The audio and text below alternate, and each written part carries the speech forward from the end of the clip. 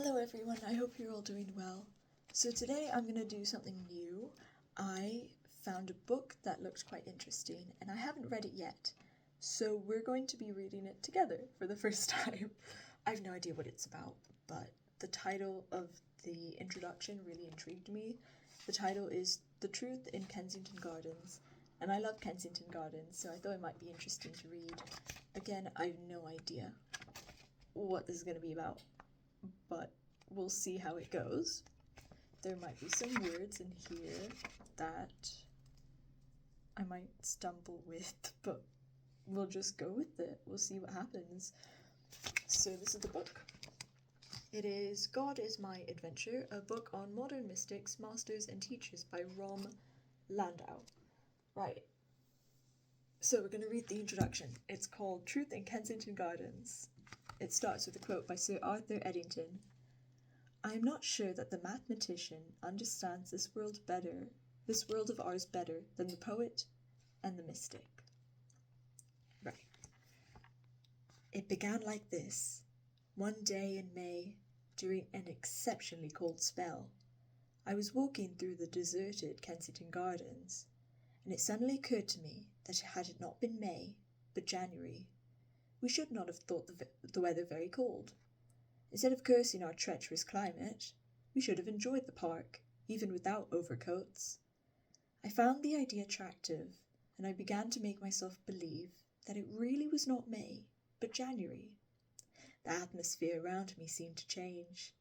The air no longer appeared to be cold, and the icy wind had the pleasant mildness of one of those occasional breezes which distinguish an English from a continental winter.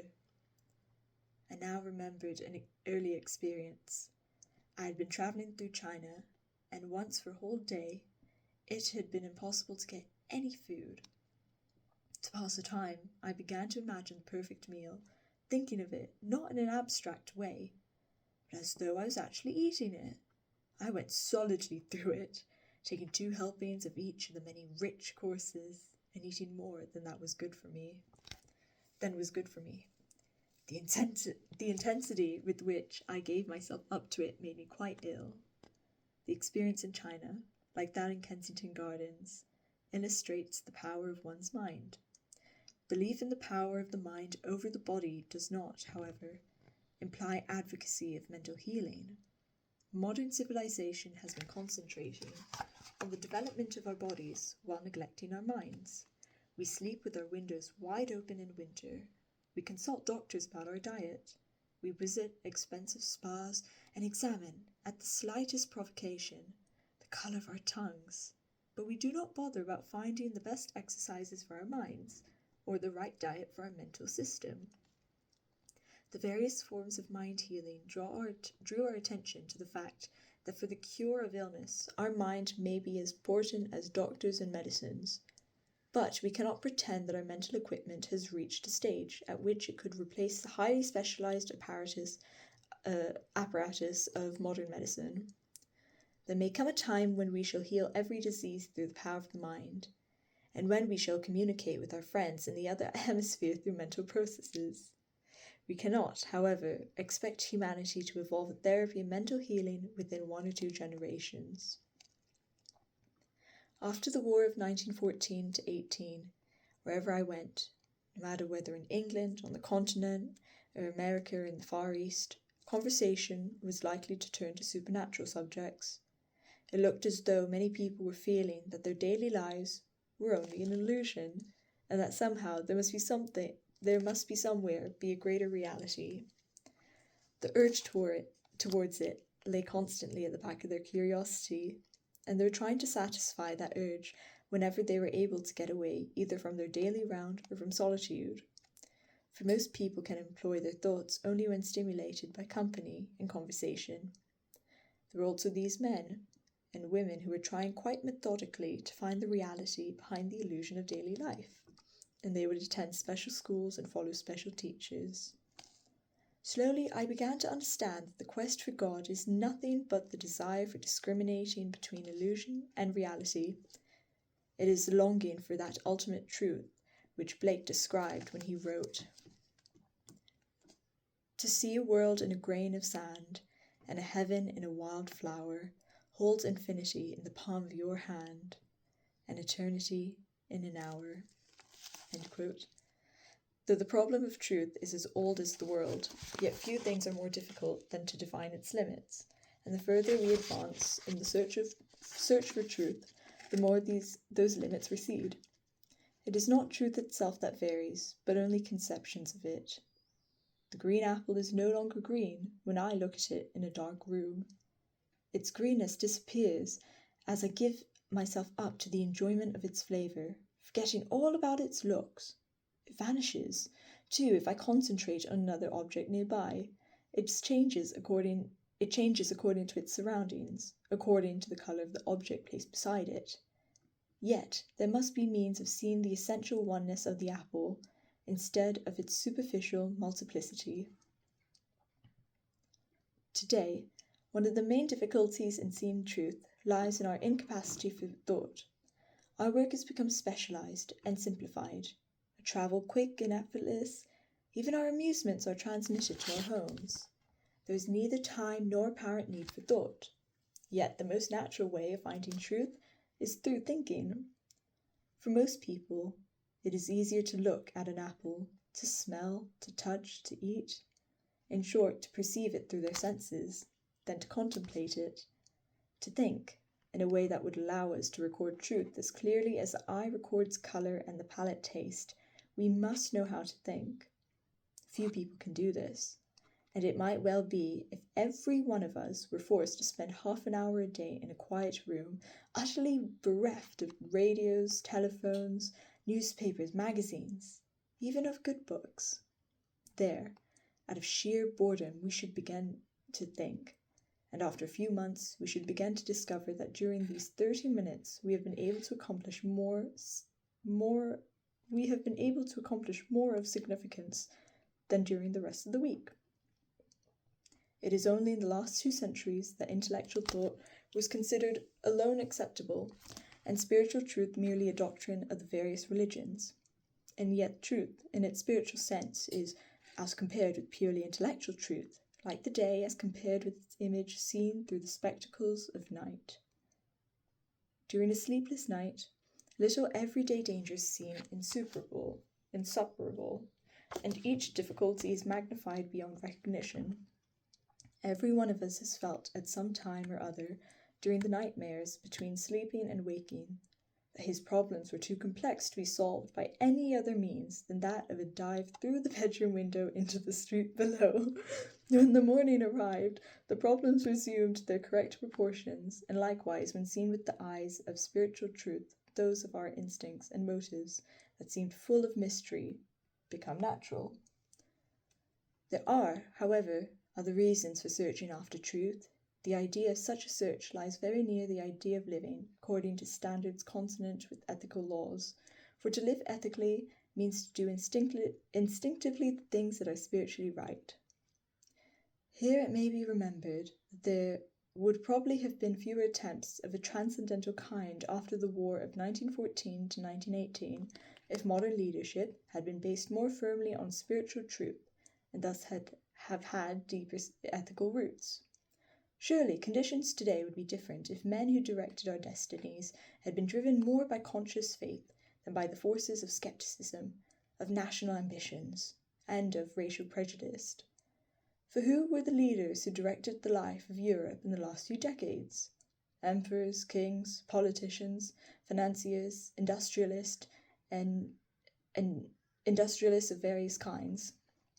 Do we find in many of them the sign of mystical power which the late Tsar of all the Russias, or the Emperor of Germany pretended to possess by simple virtue of his office? Or did such realists, such as the Belows, okay, this is where the words get a bit difficult. I'm not sure how to pronounce these. I'll try my best. Caesarians, Ivolskis, see the problems of their time as a, quote, reality in the final and highest sense, unquote. Shrewdness, talent for debate, memory of fact were the main qualifications required.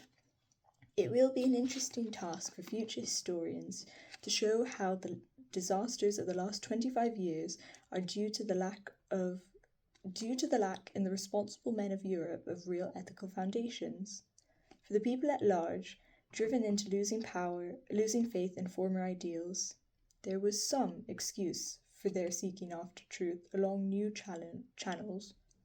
For truth reveals itself in many ways, through thought, through vision, through clairvoyance, through religious experience. This book is not intended to disturb the serenity of those who are unshaken in the faith they hold. Neither is it meant for people who sweep aside anything that cannot be explained in terms of the matter of fact. This book is meant neither for them nor for those who believe in the destruction of the individual for the glorification of an abstract state or political doctrine. It deals with men who profess to have unveiled some divine truth which we could not have discovered for ourselves, but which, when it is shown to us by others to whom God has spoken, we can recognize as divine. Many of the activities of the men described in this book would, in the 19th century, have been called supernatural. But men, when seeking truth, have always studied the supernatural.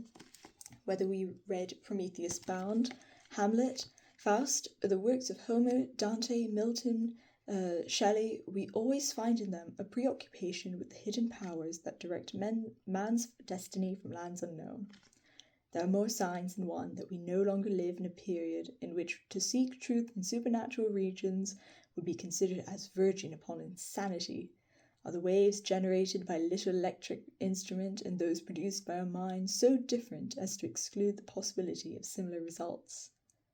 Is the one more real than the other? Higher mathematics and physics have reached a stage of such intellectual differentiation that soon it will become impossible to refer to them as rational sciences, and they might find themselves one day in the unusual company of a scientific bastard such as occultism.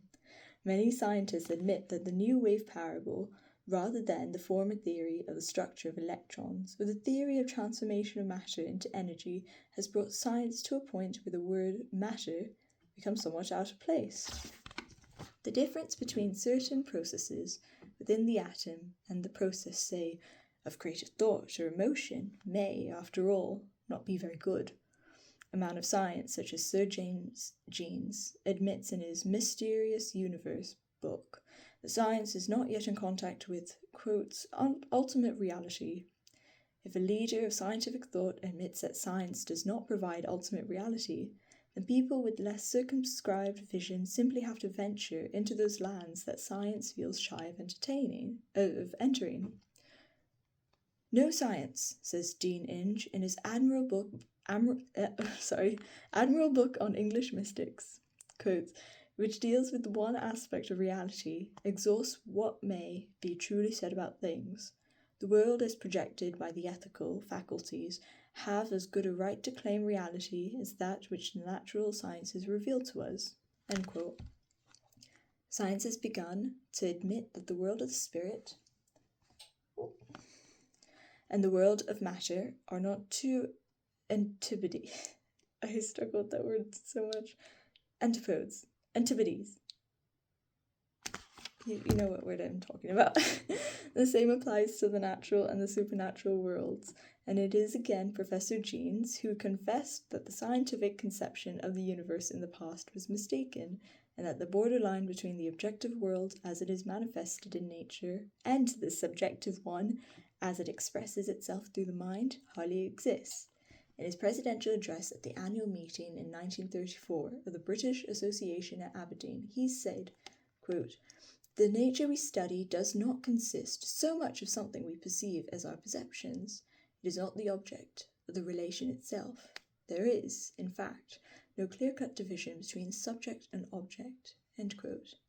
20 years ago, such statement would have been thought madness.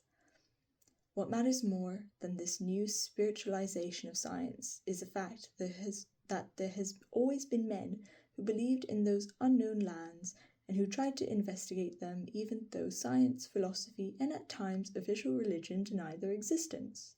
The names these people attach to their researches are of no importance. What matters is to know that we are pursuing something that brings us nearer to God, whether in China, Aberdeen, Kensington Gardens. The end. I hope you enjoyed that. This is a book if you want to read more. Have a lovely day.